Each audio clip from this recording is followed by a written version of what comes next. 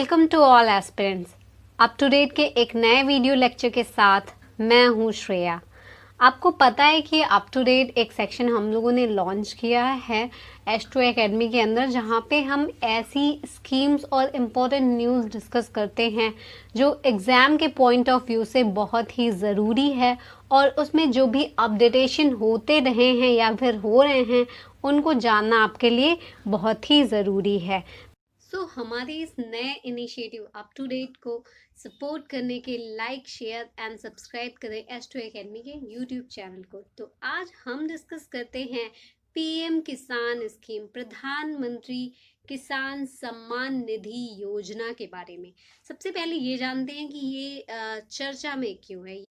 प्रधानमंत्री ने किसान सम्मान निधि योजना का जो छठी इंस्टॉलमेंट है, जो छठी किस्त है, उसके रूप में 17,000 करोड़ रुपए का फंड जो है वो फंड रिलीज किया है, और इसके तहत 8.5 साढ़े 8 करोड़ किसानों को फायदा मिलेगा किसान सम्मान निधि स्कीम के तहत। इस स्कीम के अंदर ये एम किया गया है कि 90,000 करोड़ का जो फंड है वो 10 करोड़ फार्मर्स को, 10 करोड़ किसानों को हैंड ओवर किया जाएगा। बात करें अगर पीएम किसान स्कीम की, तो इसका फुल फॉर्म है प्रधानमंत्री किसान सम्मान निधि योजना, जिसको कि शॉर्ट में पीएम किसान स्कीम के नाम से जाना जाता है। बात करें इस स्कीम के पर्पस की, तो इस स्कीम का ये उद्देश्य है कि जो भी लैंड होल्डिंग फार्मर्स हैं या फिर जमीन जिन किसान फैमिलीज के पास हैं, तो उनको एक इनकम सपोर्ट प्रोवाइड कराना, जो भी देश के अंदर जो भी फाइनेंशियल नीड्स है किसानों की, उनको पूरा करने के लिए। क्योंकि जो भी एग्रीकल्चर रिलेटेड इनपुट्स होते हैं या फिर और दूसरी एक्टिविटीज से रिलेटेड जो भी डोमेस्टिक नीड्स होती हैं किसानों की, वो पूरा करने के लिए आश्रित होते हैं पूरी तरीके से।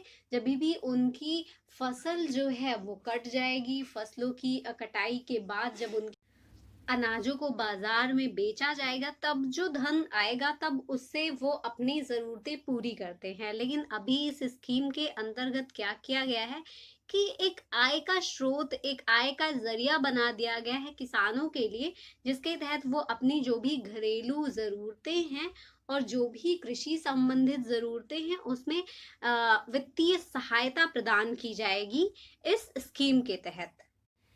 इस योजना को लॉन्च किया गया था 24 फरवरी 2019 को। प्रधानमंत्री ने उत्तर प्रदेश के गोरखपुर जिले से 24 फरवरी 2019 को इस योजना को लॉन्च किया गया था, जबकि इस योजना का एनफोर्समेंट जो है वो पिछले साल ही 1 दिसंबर 2018 को ही शुरू कर दिया गया था।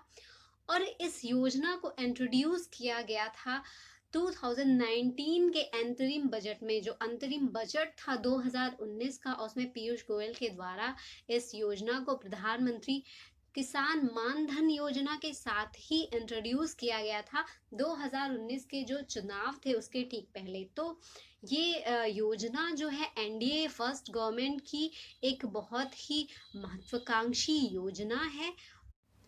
इस योजना के लाभार्थियों की बात करें तो स्टार्टिंग में इसके बेनिफिट्स जो हैं वो लिमिटेड लोगों तक थे। एक तो इसमें केवल स्मॉल और मार्जिनल फार्मर्स और फैमिलीज को शामिल किया गया था। जो भी छोटे और सीमांत किसान हैं, उनके साथ ही साथ ऐसे किसान जो जिनके पास 2 हेक्टेयर की भूमि है, उनको इस योजना के अंतर्गत शामिल किया गया था।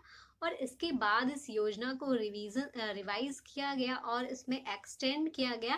वो सभी फार्मर फैमिलीज जो हैं इसमें शामिल होंगी जिनके पास लैंड होंगी, अपनी भूमि होगी, और इसमें साइज जो है वो मैटर नहीं करेगा।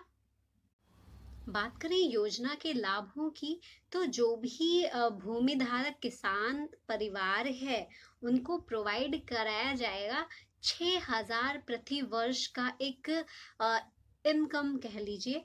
तो उनको ये प्रोवाइड कराया जाएगा, जो कि 3 इक्वल इंस्टॉलमेंट में होगा। 2,000 की 3 इंस्टॉलमेंट में होगा, जो कि हर 4 महीने पे 2-2 हजार किसान परिवार को मिलेगा।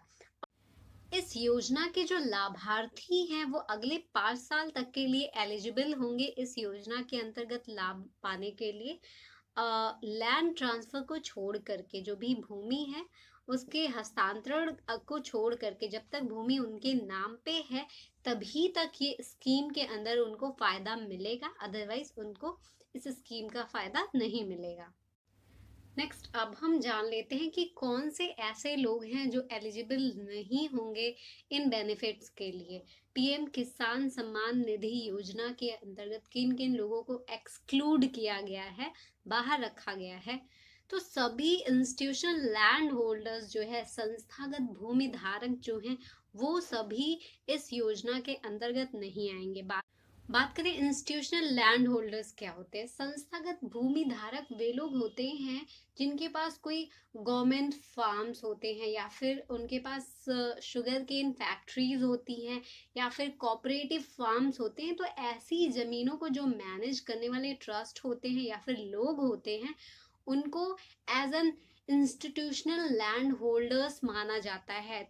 किसान परिवार जो है, उसके परिवार के सिर्फ एक ही मेंबर को इस योजना के तहत लाभार्थी बनाया जाएगा। एक से अधिक फैमिली मेंबर्स को इस कैटेगरी में नहीं रखा जाएगा। ऐसे सभी लोगों को इस योजना से एग्जेम्प्ट किया गया है जो भी या तो प्रेजेंटली कोई कॉन्स्टिट्यूशनल पोस्ट को होल्ड किए हुए हैं, या फिर भूतपूर्व में कोई संवैधानिक पोस्ट पे थे। जो भी प्रेजेंट या फिर फॉर्मर मिनिस्टर हैं, एमपी, एमएलए या फिर मेयर या फिर चेयरपर्सन ऑफ डिस्ट्रिक्ट पंचायत हैं, ऐसे लोग भी इस स्कीम से एग्जेम्प्टेड हैं। उनको इस स्कीम के अंतर्गत नहीं शामिल किया गया है। ऐसे सभी लोग जो या तो सेवा दे चुके हैं या फिर सेवा दे रहे हैं, स्टेट या सेंट्रल गवर्नमेंट के एम्प्लॉय हैं, या फिर रेगुलर एम्प्लॉय हैं किसी लोकल बॉडी के। उसमें कुछ चीज़ों को अलग रखा गया है, जैसे मल्टीटास्किंग स्टाफ हो गया, क्लास 4 या फिर ग्रुप डी के जो एम्प्लॉयज़ हैं वो शामिल हैं इस योजना के अंतर्गत। और ये एमटीएस क्लास 4 और ग्रुप डी एम्प्लॉयज़ के अलावा जो भी लोकल बॉडीज़ या फिर सेंट्रल और स्टेट गवर्नमेंट के एम्प्लॉयज़ हैं, वो सारे लोग इस योजना से बाहर रखे गए हैं। जो भी पेंशनर्स हैं, 10,000 पर मंथ जिनकी पेंशन्स है, वो सभी भी इस योजना के बाहर रखे गए हैं। लेकिन ऐसे लोग जो भी मल्टीटास्किंग स्टाफ के एम्प्लॉयज़ हैं, या फिर क्लास 4 या फिर ग्रुप डी एम्प्लॉयज़ थे और अभी उनको पेंशन मिल रही है, तो इन लोगों को योजना के अंतर्गत शामिल किया गया, इन्हें एक्सक्लूड नहीं किया गया है। जो भी लोग हैं जो पे करते हैं इनकम टैक्स, जो भी लास्ट ईयर का असेसमेंट था, उन सभी को इस योजना से बाहर रखा गया है। बाकी के जो भी प्रोफेशनल्स हैं, जैसे कि डॉक्टर्स हो गए, इंजीनियर्स हो गए, लॉयर्स हो गए, चार्टर्ड अकाउंटेंट्स हो गए और आर्किटेक्ट्स हो गए, ये अगर रजिस्टर्ड है एज अ प्रोफेशनल बॉडी में कहीं, या फिर अपना ये जो प्रोफेशन है उसको प्रैक्टिस कर रहे हैं, तो ये लोग भी इस योजना से एग्जेम्प्ट किए गए हैं। और बात करें इस योजना के मैंडेटरी डॉक्यूमेंट्स के लिए, जो भी अनिवार्य डॉक्यूमेंट हैं कौन कौन से लगेंगे। एक तो पहला बैंक अकाउंट होना चाहिए डीबीटी के लिए, डायरेक्ट बेनिफिट ट्रांसफर के लिए, और दूसरा चाहिए आधार नंबर, किसान का आधार कार्ड भी होना ज़रूरी है। इन सब के अलावा जो है, एक तो सिटीजनशिप का सर्टिफिकेट होना चाहिए और दूसरा होना चाहिए लैंड होल्डिंग पेपर्स। क्योंकि ये जो योजना है वो वैसे ही किसान को योजना में शामिल कर रही है जिनके पास अपनी भूमि हो। जो भूमि है वो किसान के नाम पे होनी चाहिए। तो ये चीज़ें शामिल हैं, ये डॉक्यूमेंट्स जो हैं वो चाहिए होंगे इस योजना में शामिल होने के लिए। किसान सम्मान निधि योजना के अंतर्गत रजिस्टर कैसे करते हैं, ये हम जान लेते हैं। किसान जो है उनको अप्रोच करना पड़ता है, जो भी लोकल रेवेन्यू ऑफिसर होते हैं, पटवारी, जो राजस्व अधिकारी होते हैं उस क्षेत्र के, किसान का जो भी क्षेत्र है उनसे उनको अप्रोच करना होता है, या फिर कोई स्टेट गवर्नमेंट का ही कोई नॉमिनेटेड ऑफिसर है, कोई नोडल ऑफिसर है, तो उससे किसान अप्रोच कर सकते हैं। इसके साथ ही जो कॉमन सर्विस सेंटर्स होते हैं, वहाँ भी कोई ऑथराइज्ड कॉमन सर्विस सेंटर है तो वहाँ भी आप रजिस्ट्रेशन के लिए किसान जा सकते हैं। इन सबके साथ ही जो योजना की ऑफिशियल वेबसाइट है, पीएम किसान सम्मान निधि योजना, pmkisan.gov.in, तो वहाँ एक सेक्शन बनाया गया है फार्मर्स कॉर्नर।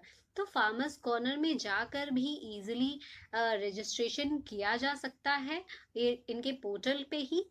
और इसके साथ ही फार्मर्स कॉर्नर में ही किसान जो हैं अपना उनका जो भी डेटाबेस है पीएम किसान के अंदर, उसको एडिट भी कर सकते हैं और अपने इस पेमेंट के बारे में, उनके पेमेंट का स्टेटस क्या है, इसके बारे में भी जानकारी हासिल कर सकते हैं।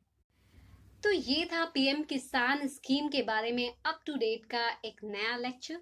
इस लेक्चर का फीडबैक आप कमेंट सेक्शन में ज़रूर दें। बाकी नए अपडेट्स के लिए जुड़े रहें एस्ट्रो एकेडमी की सभी सोशल मीडिया अकाउंट से। एस्ट्रो एकेडमी के सभी सोशल मीडिया अकाउंट के लिंक के साथ साथ मेरे भी सभी सोशल मीडिया के लिंक्स नीचे डिस्क्रिप्शन बॉक्स में दिए गए हैं। आप सीधे लिंक्स पे क्लिक करके हमसे जुड़ सकते हैं। ऐसे एजुकेटिव वीडियोस के लिए लाइक, शेयर एंड सब्सक्राइब करें एस्ट्रो एकेडमी के यूट्यूब चैनल को। So thanks for watching, have an awesome day.